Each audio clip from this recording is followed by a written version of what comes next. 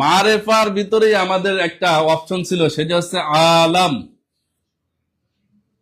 আলাম মানে নাম সমূহ, নাম সমূহ, এটা মারেফা হয়। তাহলে মারেফা যদি হয় নাম সমূহ, তাহলে মোহাম্মাদুন কোন প্রকারের এসেম? নাকেরা, আলাম, মাউসুল, শর্ত। নাকেরা অনির্দিষ্ট, আলাম নির্দিষ্ট। সাধারণত এসএম সবসময় জন্য নির্দিষ্টই হয়, এই জন্য এখানে খ অ্যান্সার। মাউসুল এসমে মাউসুল আল্লাদি, আল্লাদানে, আল্লাদাইনে এই কোয়ালিটির হয়। আর শর্ত যেগুলো আছে, যে শব্দগুলো শর্ত আছে, ঈদ, মা, এগুলো শর্তের জন্য ব্যবহার হয়। নাকেরা যেটা হয় অনির্দিষ্ট, অনির্দিষ্ট।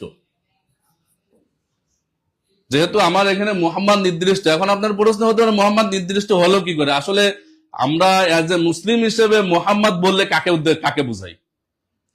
কারণ আপনারা কোরআনে পড়েন ওমা মুহাম্মাদুন ইল্লা রসুল। সো এই দৃষ্টিকোণ থেকে মোহাম্মদ আমার নির্দিষ্ট।